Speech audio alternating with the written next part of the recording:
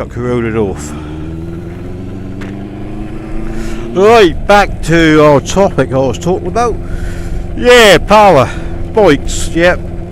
Used to have a ZZR 1100. It was a D7. One of the later versions of the model, which in fact was the better model of the earlier model, which is a C in the C mode. Better engine and whatever I was told, better suspension and all that stuff. Anyhow, yeah, I was a D7. That was year funny enough, that was year 2000. Well, this bike's 2000, but I was a late X plate. And this one's a Y, but yeah, that was a bit weird. Yeah, so that's 2000 it was. And yeah, that was one of the when that came out, that was the fastest reduction bike out there, and yeah, it was very fast indeed. Power was pretty awesome, and a lot of stent. He's a winding it back, and boom, you're gone.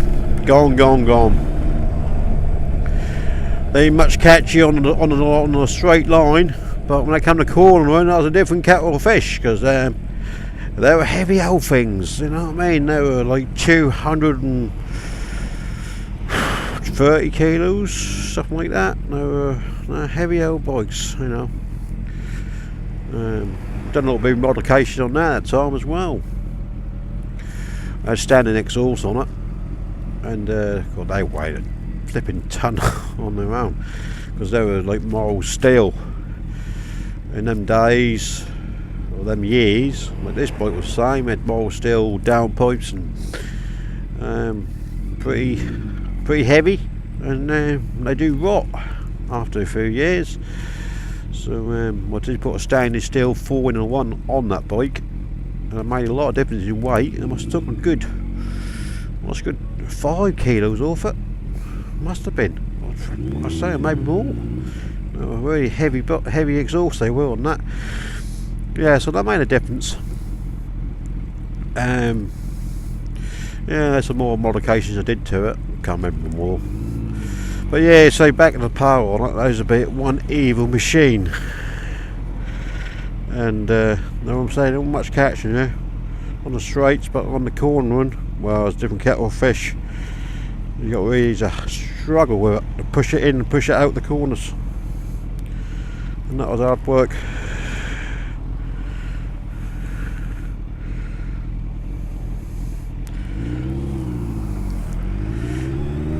So yeah, so basically I had that. Yeah, I think I bought that in 2008. Had that for about 3 years, I think, ish. And then, well, you know, I'm only a short guy. You know, I ain't very tall. I'm only about 5'4", 5'5" if we're lucky, with high heel shoes on. But yeah, so that's a lot of weight on your palm of your foot, you know what I mean? And they're enough also on tiptoe, but I ain't far short. And yeah, I dropped at about two silly times, 2 silly mistakes. First one, I sort of stuck it on flipping YouTube. Really, that would have been excellent. You know how he had it. I bought it from Peterborough, the Kawasaki dealership in Peterborough. I read it home, and then I didn't use it for about a week, because at the time I was working, I think. And I thought, yeah, the weather was nice, I thought I'd go for a ride, get used to the feel of the bike. And we get a new bike, and I was like a bit nervous. And I was a bit nervous more than anything because of the power of the bike, because I'm a pretty confident rider. People say riding on and off now 30 odd years, but the power, I never felt power like that. That's a wicked power. You know, it's so easy to get yourself in trouble in a lot of ways. You know, trouble for being over the speed limit was something like easy peasy, and the other way is like getting trouble when you're going into bends. if you give it some, then you get into the corner and you think, oh my god, then we'll get around this corner. And sometimes I had a couple of shaves. But yeah, anyhow, come back home. And then I've got to my front door with it nearly. Actually, at the time I was living, I made a driveway, and I couldn't afford to drop the curve, because the curve then was something like steady money. Probably more now, but that was about £1,000 plus to have a curve dropped, which is about three curve stones. Or was it five? By 5 curve stones. Anyhow, yeah. So you see what's going to happen there. I pop it up on the curve, aiming towards the drive, which I made. Got the front wheel up, and of course it's a new bike. Get used to the clutch. I stored the bike. Now it took me by surprise, and where I am, there were a few roots of a tree which like uneven, broke the pavement surface up, and of course I hit that with just over the front wheel. That rolled back, put my foot down to save it. There was no footing, because basically I was actually half on front wheel. Imagine half the bike was on the curve and the other back wheel was on the road, and my little short legs couldn't reach the floor, and that toppled. And then I actually hold it, and when I actually did, my foot did touch the floor. I was like near enough a 45-degree angle, and well, with 230 kilos of weight on one leg, plus I was surprised and didn't expect the fall. That was a bit of a shock to the system, and that was yeah, what happened there. I went Tim Dom, that fell right over, and I couldn't believe it, and I was gutted. A weak old bike in my eyes. I had a week and I dropped it, and I thought to myself, yeah, okay, shit happens, but then you move on, don't you? You think, yeah, I saw them bad things and curb what it was, and think nothing of it. And then I went on to another stage. I went around the corner, a very slow corner. No, tell a lie, I wasn't a corner. No, actually turning the road. And then bikes didn't have a full, like a very good circle, full lock on the old steering there. And of course, I tried to go around the corner and turning the road, and well, that slipped. And I went over again. Yeah, second time. And I thought to myself, oh, this is getting out of hand, this isn't, I can't keep fucking doing this. And both times I didn't damage it too much. Got me a sort of little chips on the fairing and whatever, and I didn't actually crack the fairing, but I just threw chips, and I thought, you know, get one more go. And the last time I was outside midnight, I moved into another property and had a drop curve this time, funny enough.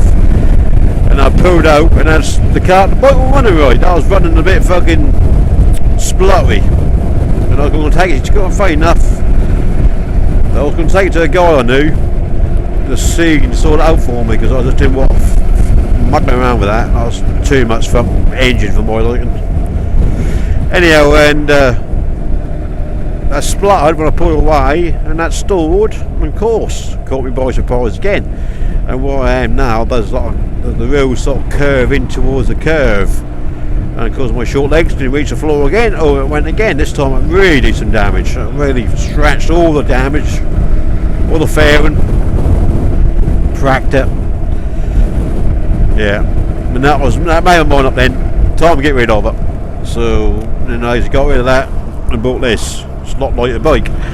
Yeah, so basically the power wise these days now, you need a big old hefty old thing like that, because a lot of these new modern bikes got the power and they're a lot lighter. So yeah, I definitely don't go that way again. I was suffering a lightish part, definitely a lightish bike, but a bit more power maybe. MT-09 was mentioned before in the video. I'd love to have one then, but I don't think that's up my reach for 3 years. I might get something like a triple. I don't know, you know, them Triumphs. I never had a Triumph, and they're British made, or they used to be, and they still are. Yeah, it used to be British made, and they're not bad looking bikes for what they are.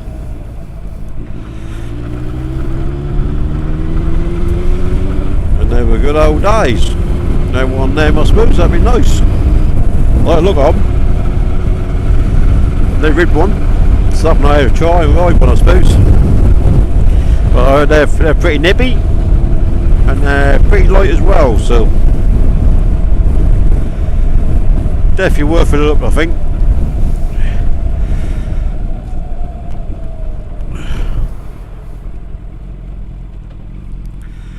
And yeah, something I'm looking at, thinking about buying, maybe in the very near future.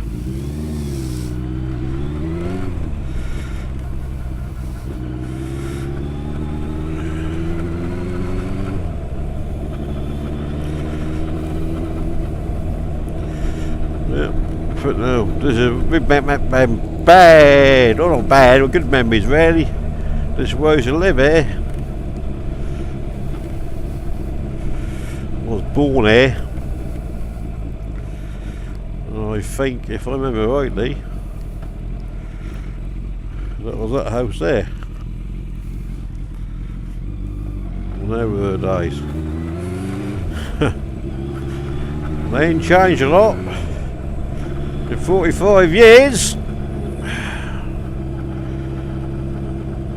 Yeah, 45 flipping years. My God, they ain't changed a lot. If they done nowadays, put flipping speed humps in. In my younger days, they want to stop me. Give me a scooter wheelie if you fucking went on the motorbike.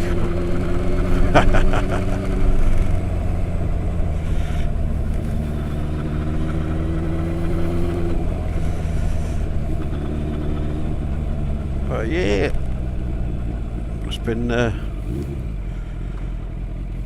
blast back on memory lane coming up this way. Maybe this way a long time.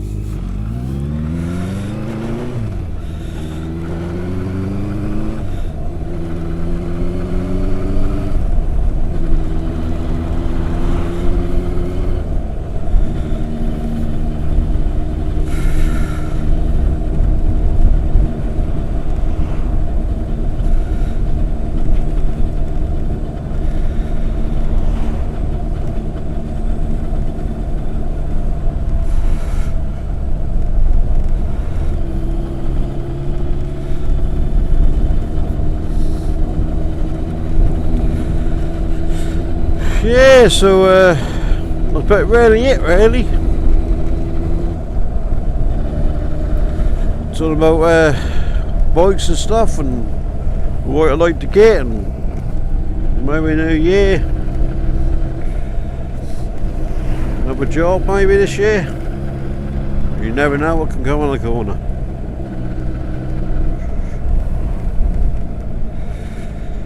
We'll have a wait and see on that. Well, a powder shop. When I shut down, I like it. Powder shop, eh? The world's coming to. Not a racist guy, but come to use supermarkets like we do. Sainsbury's and Tesco's and Morrisons. All them places. Go around shop, really. Fair enough. Maybe for our own thing, I suppose.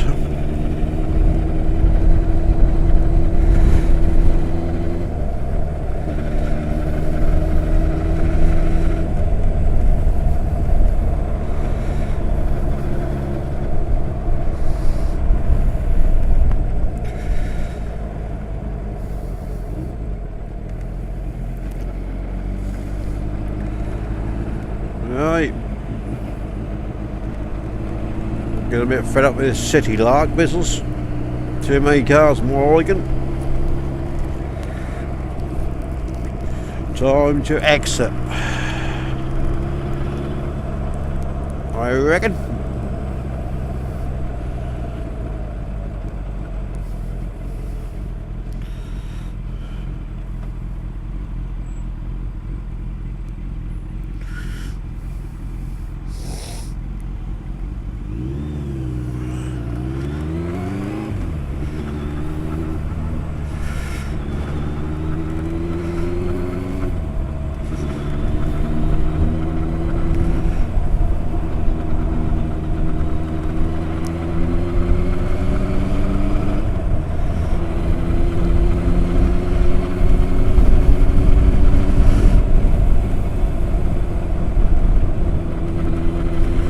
Yeah, the old warm weather will be far away now.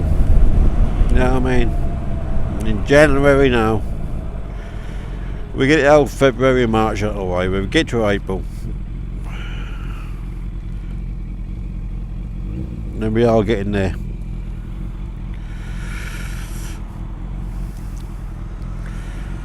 Well, on the summer, right?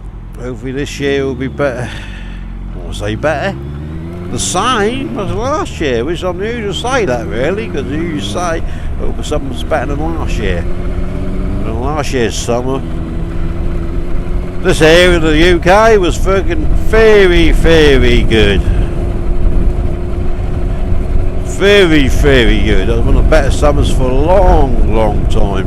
Years, about the last 4 or 5 years, I think. Most of the same summer again.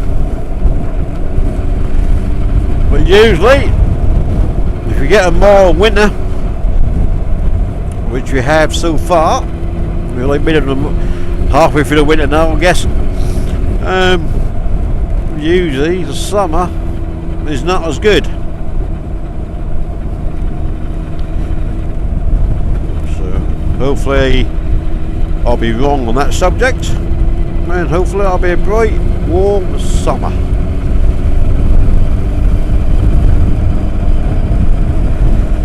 That will be fantastic. But yeah, we'll have to see on that one.